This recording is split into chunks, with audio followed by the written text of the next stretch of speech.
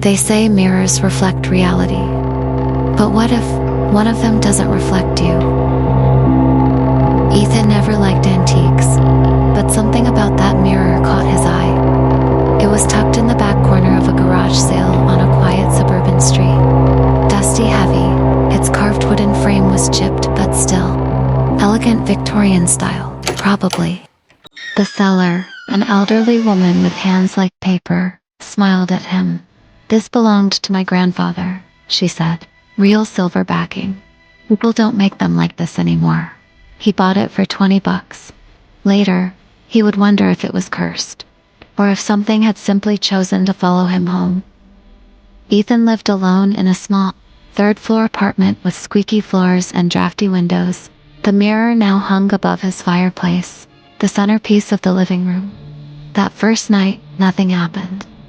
But at 2 a.m., Ethan suddenly awoke. Not from a sound, not from a dream, just awake. Like something was staring at him. He sat up. Silence. Moonlight filtered in through the blinds, casting long shadows across the walls. The mirror, half visible from his bed, reflected the dark living room. He brushed it off as insomnia, but it happened again the next night, and again, always at 2:01 a.m. A week passed. Ethan grew tired, irritable. Coffee couldn't keep him awake. His coworkers noticed the bags under his eyes. "You okay, man?" one asked. "You look like you've seen a ghost." Ethan tried to laugh it off, but inside, he felt it. Something wasn't right. He started noticing odd things. When he passed the mirror in the evening, his reflection didn't quite match. A blink slightly delayed. A head tilt that didn't feel natural. Once, he waved quickly. His reflection followed half a second late. Ethan froze. Maybe the mirror was old and warped. Maybe it was his mind playing tricks. Maybe it was just the lack of sleep. One night he decided to test it.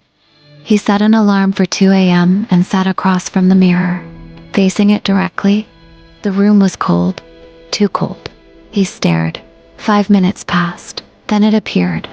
A figure in the reflection, tall, thin, and faceless, dressed in a long, old-fashioned coat.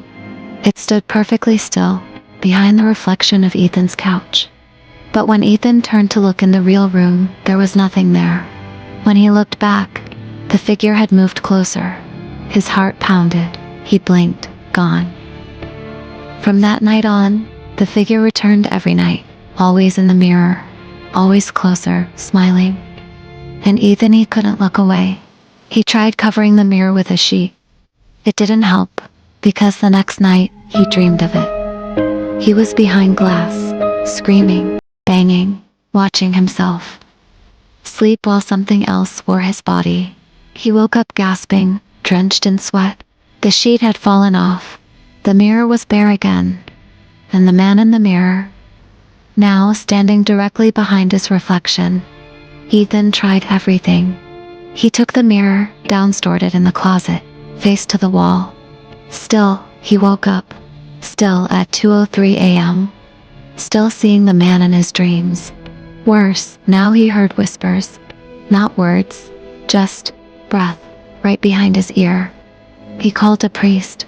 The man blessed the apartment but refused to touch the mirror.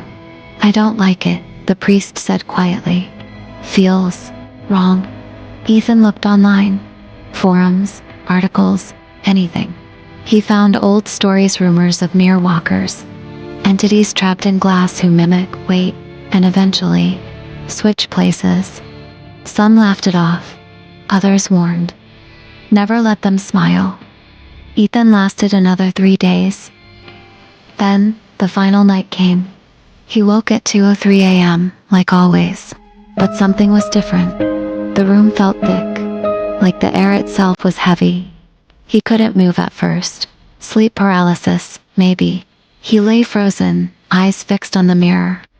The man in the reflection stared back, closer than ever, inches away, smiling.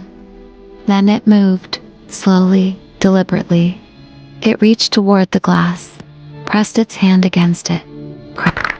A faint fracture appeared. Another. The mirror was splintering. Ethan finally screamed, then silence. The next morning, the neighbors heard nothing. The landlord entered the apartment a week later.